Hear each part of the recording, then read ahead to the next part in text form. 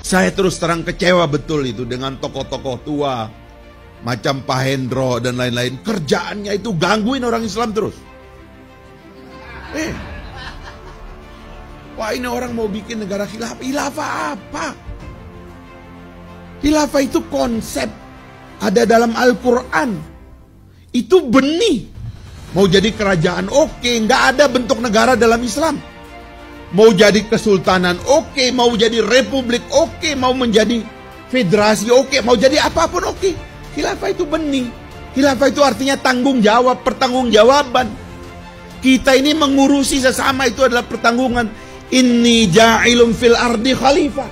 Kata Tuhan ngomong sama malaikat, saya mau turunkan manusia ini sebagai khilafah, sebagai khalifah.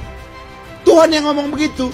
Maksudnya manusia ini dilengkapi oleh Tuhan sebagai fi ahsani taqwim, diciptakan sebagai makhluk yang sempurna, akalnya, budinya luar biasa semua. Dikasih tanggung jawab ngurus manusia ini. Supaya manusia tahu bahwa ada konsepsi pertanggungjawaban di antara mereka. Dan terjadilah itu. Sepanjang sejarah sudah terbentuk. Tiba-tiba sampai di Indonesia hari ini, ada yang ingin memecah belah kita. Menganggap konsepsi-konsepsi dasar agama sebagai ancaman kepada Republik. Menurut saya, inilah ancaman dan bahaya kepada negara kita. Assalamualaikum warahmatullahi wabarakatuh. Om Swastiastu, Namo Buddhaya, salam kebajikan, salam rahayu, selamat datang, selamat berjumpa lagi bersama Gus Aa dalam channel Tanda Tanya Politik, semakin gila semakin asik. Tahu enggak Bu, strategi khilafah saat ini tidak mungkin bermain keras. Tidak mungkin bermain kasar lagi. Tidak mungkin demo berjilid-jilid lagi. Karena sudah 6 tahun strategi kasar, strategi licik, strategi ficik, strategi munafik, menghalalkan segala cara, politisasi agama, politik identitas, menebarkan hoak, fitnah, ghibah, tebar kebencian, provokasi. Ternyata gagal alias tidak sukses, bin tidak berhasil. Membuat mereka itu terpojok, ditinggal, tidak mendapatkan simpati dari rakyat Indonesia. Gagal.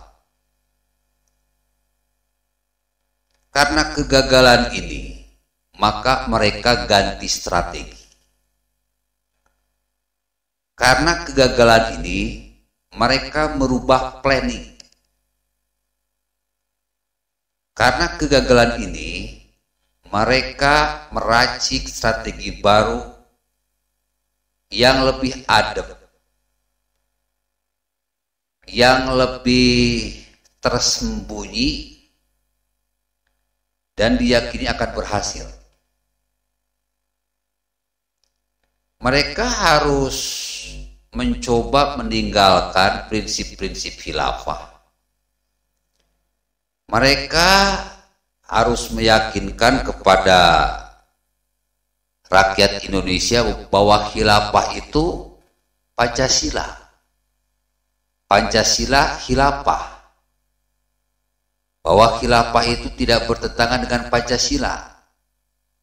Bahwa Pancasila itu sebetulnya khilafah. Mereka mencoba mengambil hati bahwa di khilafah pun ada Bhinneka Tunggal Ika.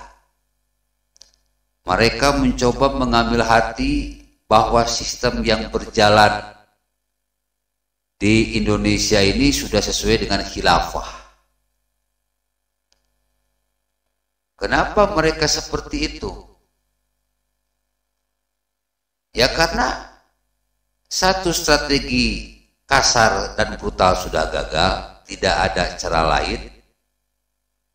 khilafah berbungkus Pancasila. Nanti kalau sudah mereka berkuasa, maka Pancasila ini akan dibuang ke tempat sampah dan sistem berubah total. Kenapa sistem berubah total? Ya karena kalau sudah berkuasa itu, suara rakyat sudah menjadi milik mereka.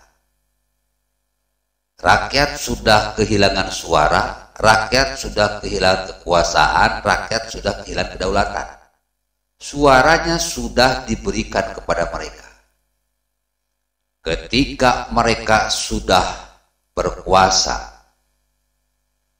maka Pancasila dibuang ke tempat sampah, Bhinneka Tunggal Ika dibuang ke tempat sampah, UUD 1945 dibuang ke tempat sampah, Merah Putih dibuang ke tempat sampah, robah total, ganti sistem.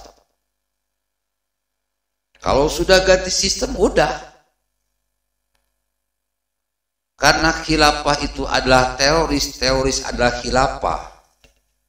Siapapun yang bertentangan dan menentang mereka, karena mereka sudah punya kekuatan militer, pasti dihabisi.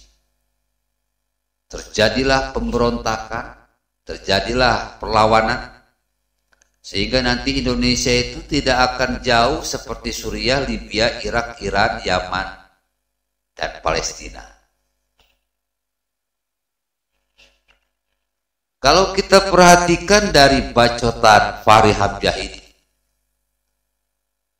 ya Fahri Hamzah ini dalamannya masih PKS, Partai Khilafah Sesat.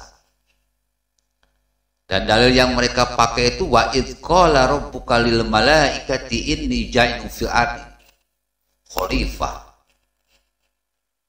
Si borokokok ini tidak bisa membedakan antara khilafah dan khalifah.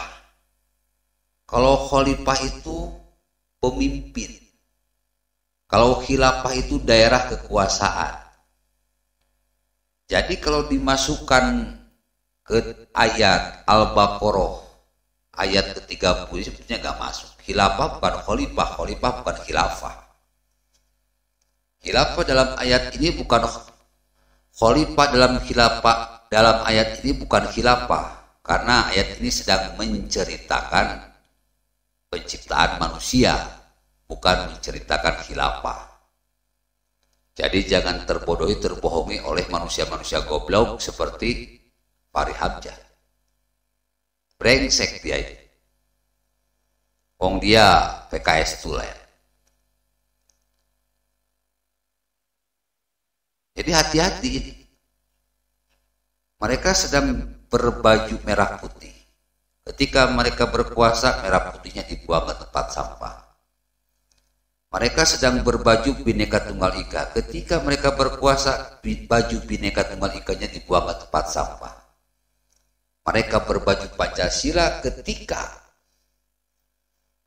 Pancasilanya, ketika mereka berkuasa, Pancasilanya dibuang ke tempat sampah. Oleh karena itu, jangan pernah terbohongi, terbodohi, tergobloki oleh orang-orang khilafah, ATI, FPI, PKS, MUI, Rizik Syihab, Bahar Smith, dan kawan-kawan, termasuk Fahri Hamzah dan kawan-kawan.